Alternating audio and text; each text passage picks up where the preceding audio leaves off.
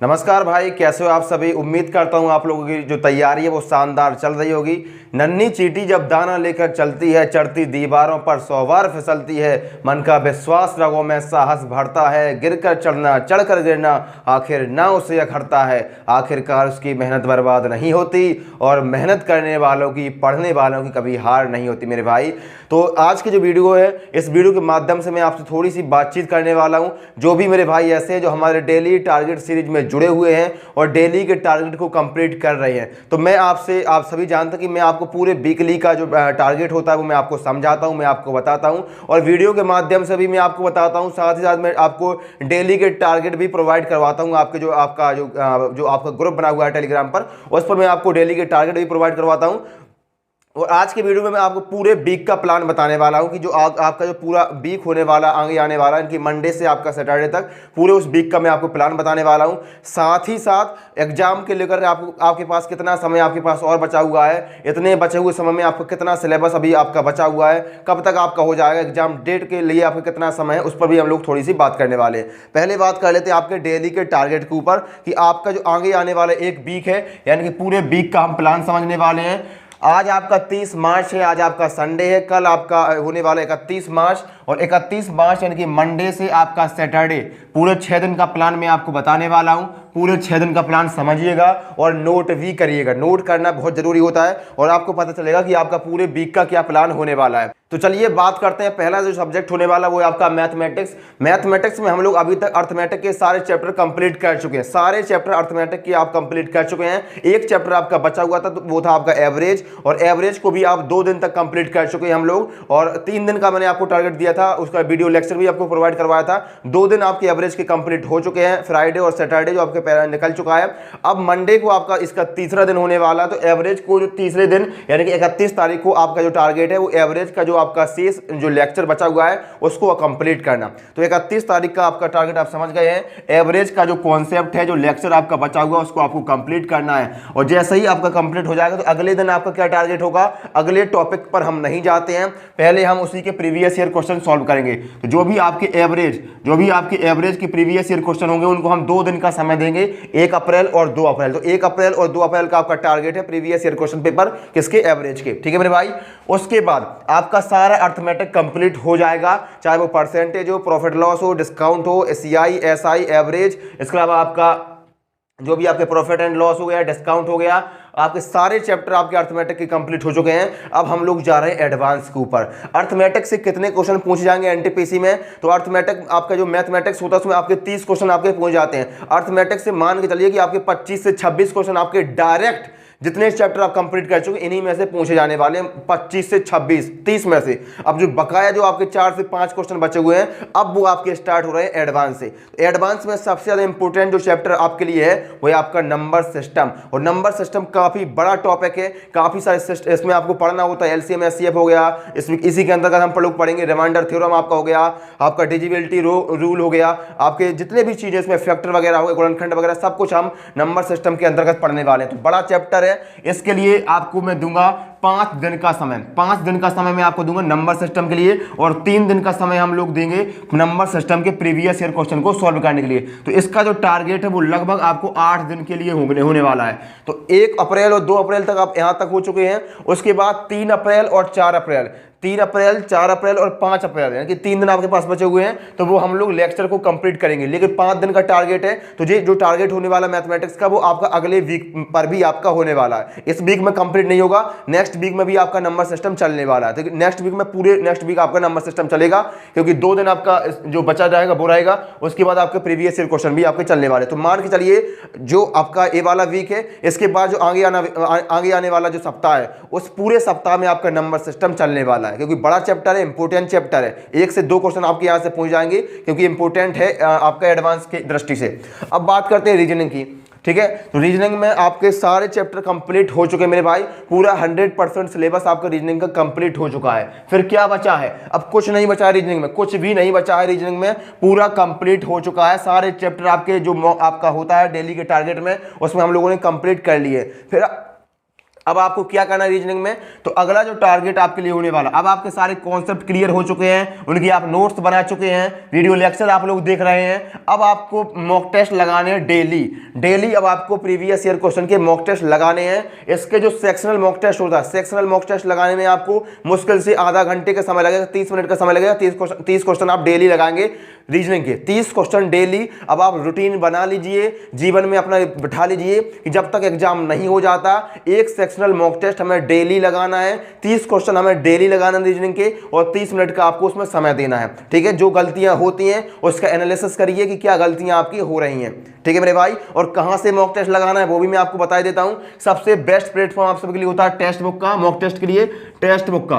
ठीक है, तो टेक्स्ट बुक पर जाइए, टेक्स्ट बुक पर जाइए और यहां से मॉक टेस्ट आप लगा सकते हैं। फुल मॉक टेस्ट भी आप लगा सकते हैं, टॉपिक वाइज भी लगा सकते हैं, सेक्शनल भी लगा सकते हैं, सारे मॉक टेस्ट यहां पर आप लगा सकते हैं। और आप सभी के लिए अभी यहां पर बेहतरीन ऑफर चल रहा है, आज आपका अंतिम तिथि है, बेहतरीन ऑफर है, बहुत कम प्राइस में आप यहां पर आपको 1 ईयर का मॉक टेस्ट मिल जाएगा। तो जाइए और 1 ईयर का मॉक टेस्ट परचेज करिए और मैक्सिमम प्रैक्टिस वहां से आप कर सकते हैं। अभी ऑफर चल रहा है, ऑफर का लाभ उठाइए। मेरा कूपन कोड आप लोग यूज करिएगा शक्ति नाम से, तो जितने का भी आपको पड़ेगा उसमें आपको 12% का डिस्काउंट और मिलेगा मेरी तरफ से।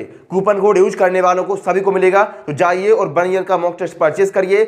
जो भी लिंक्स वगैरह इसकी हैं वो मैंने डिस्क्रिप्शन बॉक्स में डाल दिए हैं, वहां पर जाके आप मॉक टेस्ट परचेज करिए टेक्स्ट बुक पर। ठीक है मेरे भाई, और वहां से आप लोग सेक्शनल मॉक टेस्ट लगाना स्टार्ट करिए, क्योंकि रीजनिंग आपका कंप्लीट हो चुका है। तो जो मैं आपको टारगेट दे रहा हूं रीजनिंग में, वो 31 मार्च और 1 अप्रैल को आपको एक मॉक टेस्ट लगाने हैं। ठीक है, एक मॉक टेस्ट आपको लगाने हैं, उसके बाद आप लगाते रहिएगा। अब आपको मैं रीजनिंग का टारगेट नहीं दे रहा हूं कि आपको लगाने हैं, मैंने 2 दिन आपको दिया है, 31 और 1 अप्रैल को आपको लगाने हैं। उसके बाद भी आप लोग कंटिन्यू किए रहना। ठीक है, तो 1 अप्रैल तक हो गए, उसके बाद रीजनिंग कंप्लीट हो चुका है। रीजनिंग की जगह हम लोग नया सब्जेक्ट स्टार्ट कर रहे हैं, वो है आपका जीके जीएस का, आपका इकोनॉमिक्स। इकोनॉमिक्स के कम से कम 2 क्वेश्चन मान के चलिए, या 3 क्वेश्चन तक आपके पूछे जाएंगे आपके एग्जाम में, इससे ज्यादा नहीं आएंगे, मुश्किल से 2 या मैक्सिमम 3। एक क्वेश्चन भी आ सकता है 1 से 3 के बीच में ही आएगा, इतने से ज्यादा नहीं आएगा। बहुत बड़ा चैप्टर है, बहुत बड़ा सब्जेक्ट है, और आने हैं सिर्फ 2 से 3 क्वेश्चन, इसको हम इग्नोर भी नहीं कर सकते हैं। तो इसके लिए मैं आपको क्या कर रहा हूं, जो भी इसके इंपोर्टेंट चैप्टर हैं, जहां से क्वेश्चन आपके हर एक एग्जाम में पूछे जाते हैं, वो मैं आपको करवाने वाला हूं, छोड़ूंगा एक भी नहीं। जहां से आपके क्वेश्चन आते हैं वो आपको करवाने वाला हूं। साथ ही साथ इसका जो नोट्स है वो भी मैं आपको कंप्लीट नोट्स में आपको डाल दूंगा आपके ग्रुप में, कंप्लीट नोट्स वहां पर मिल जाएगा।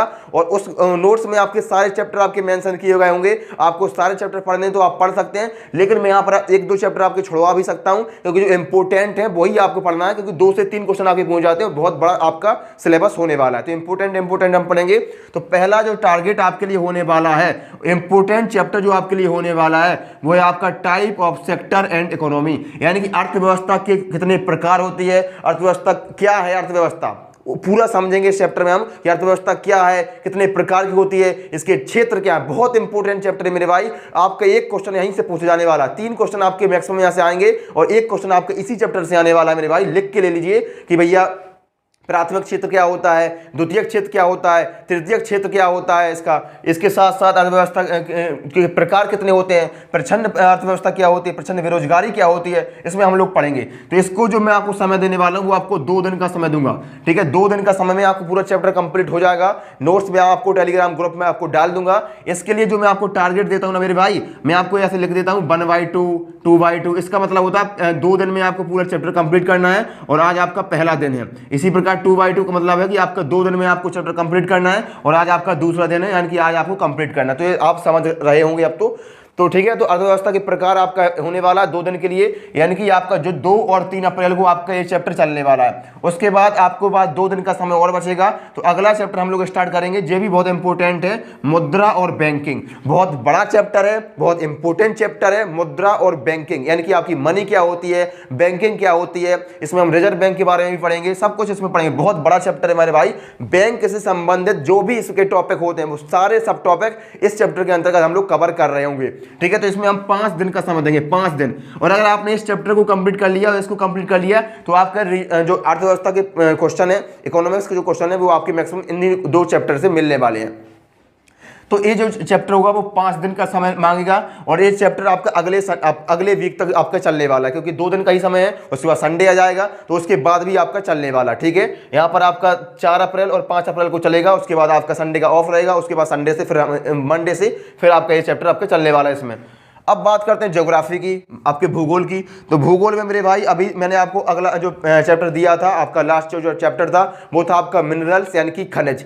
खनिज के लिए मैंने आपको 2 दिन का समय दिया था और 2 दिन आपके कंप्लीट हो चुके हैं, यानी कि फ्राइडे और सैटरडे में आपने खनिज को कंप्लीट कर लिया है। लेकिन मुझे ऐसा लग रहा है कि इसमें आपको 1 दिन का समय और देना चाहिए, क्योंकि थोड़ा सा बड़ा चैप्टर है। तो इसलिए मैं आपको मंडे का जो टारगेट है वो भी आपका खनिज ही रहेगा, मिनरल्स ही रहेगा, अगला चैप्टर आपका नहीं है, ठीक है। तो मंडे को भी यानी कि 31 तारीख को भी आपको खनिज को ही कंप्लीट करना है। उसके बाद जो आपका अगला चैप्टर होगा, अगला टारगेट होगा, वो है आपका ट्रांसपोर्टेशन ऑफ इंडिया, आपका जो परिवहन होता है, इनके भारत में जो परिवहन होता है उसको आपको कंप्लीट करना है। इसमें 3 दिन का आपको समय मिलेगा। आपका परिवहन होता है जो जलयान से होता है, वायुयान से होता है, किस प्रकार से होता है, वो सारे परिवहन हम इसमें पढ़ेंगे, ठीक है। परिवहन के बारे में पढ़ेंगे, ट्रांसपोर्टेशन के बारे में पढ़ेंगे। 3 दिन का इसमें समय मिलेगा। तो आपका 31 मार्च यहाँ पर हो गया, 3 दिन यहाँ पर, यानी कि 1 अप्रैल, 2 अप्रैल, 3 अप्रैल को ये चैप्टर चलेगा।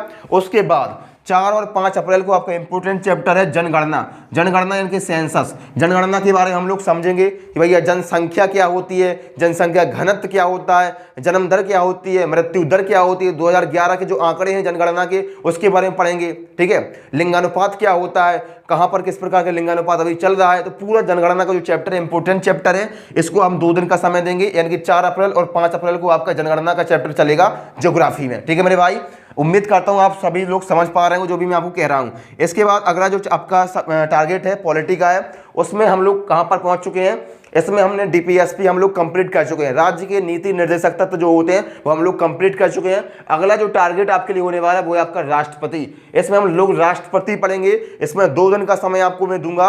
राष्ट्रपति क्या होता है, राष्ट्रपति की शक्तियां क्या होती हैं, कौन से आर्टिकल में होता है, राष्ट्रपति की जो आपकी इमरजेंसी में जो शक्तियां होती हैं, आपातकालीन शक्तियां जो होती हैं, उनके बारे में पढ़ेंगे। तो 2 दिन का समय आपको इसके लिए मिलने वाला है, कंप्लीट आप लोग करेंगे। नोट्स में आपको दे चुका हूं, ठीक है मेरे भाई।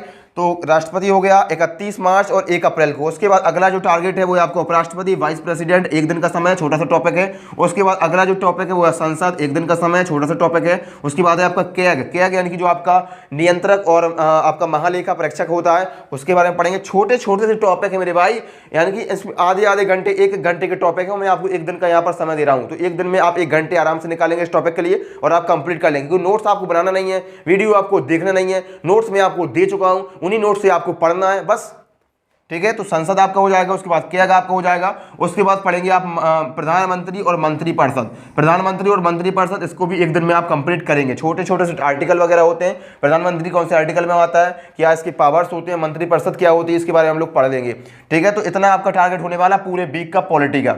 उसके बाद स्टार्ट कर बायोलॉजी आपका चल रहा है और बायोलॉजी आपका खत्म होने वाला है। बायोलॉजी का एक आपका टॉपिक बचा हुआ है और वो है आपका इकोलॉजी यानी कि पारिस्थितिकी।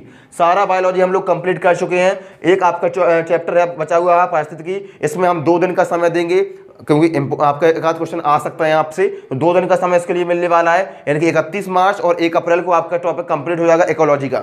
उसके बाद हम लोग बायोलॉजी कंप्लीट हो चुका है साइंस में बायोलॉजी कंप्लीट, साइंस में फिजिक्स कंप्लीट। क्या बचेगा, साइंस में बचेगा आपका केमिस्ट्री। तो बायोलॉजी की जगह हम लोग स्टार्ट कर रहे हैं केमिस्ट्री आपका स्टार्ट कब से होगा, तो 2 अप्रैल से आपका केमिस्ट्री स्टार्ट हो जाएगा। और पहला जो टॉपिक है, पहला जो टारगेट होने वाला केमिस्ट्री के अंतर्गत वो है आपका इंट्रोडक्शन में हम समझेंगे सिलेबस को, कि भैया केमिस्ट्री का सिलेबस क्या है, कौन कौन से टॉपिक आपको पढ़ने हैं। छोटा सा टॉपिक बिल्कुल समझेंगे आप, मुश्किल से आधे घंटे का टारगेट होगा, उसमें समझ लेंगे। पूरा लिख के मैंने दे दिया है आपको, वो दे दूंगा, अभी नहीं मिला ग्रुप में, वो मैं आपको डाल दूंगा जब आपका केमिस्ट्री स्टार्ट होगा, ठीक है। तो 1 दिन में आप इंट्रो समझ लेंगे, पूरा इंट्रोडक्शन केमिस्ट्री के अंतर्गत क्या क्या मटेरियल आपको पढ़ना है।